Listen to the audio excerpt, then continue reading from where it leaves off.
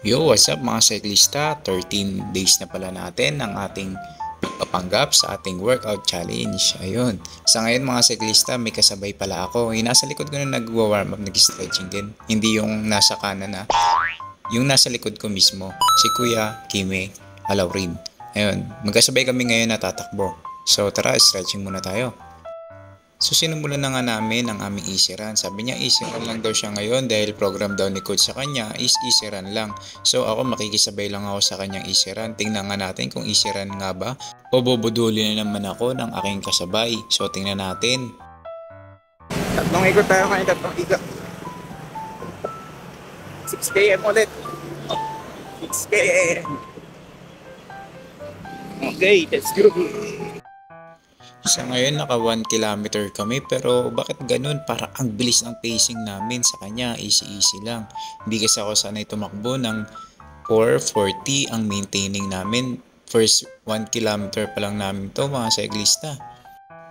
Sa second kilometer namin medyo inhapo-hapo na ako dito dahil nagme-maintain na kami ng 5 kilometers per hour. Grabe, ang lakas ni kuya.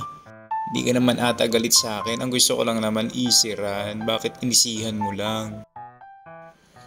So, go pa rin tayo mga cyclista. Naka 3 kilometers pero hulas na ako. Pero ang kasama ko ayaw magpapalit sa trangko.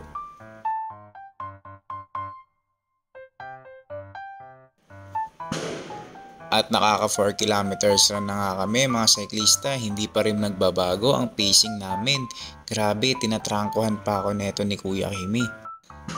At pagpasok nga ng 5 kilometers run namin, medyo bumagal na kami at naglaylo-laylo na.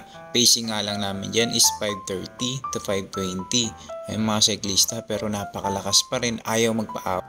Pagpasok namin ng 6 kilometers, meron pa kami bubunuin halos 400 meters dito papunta sa aming barracks, sa aming tambayan sa Santo Domingo.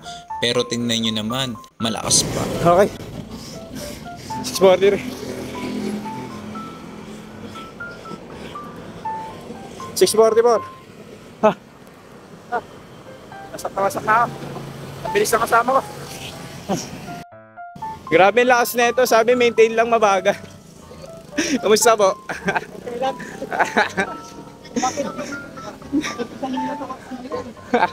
Ang bilis eh. Kasi coach. Tinet. You know. Shout out. Linggo na. Ito yung ating mga kasama ng cycling. Steady.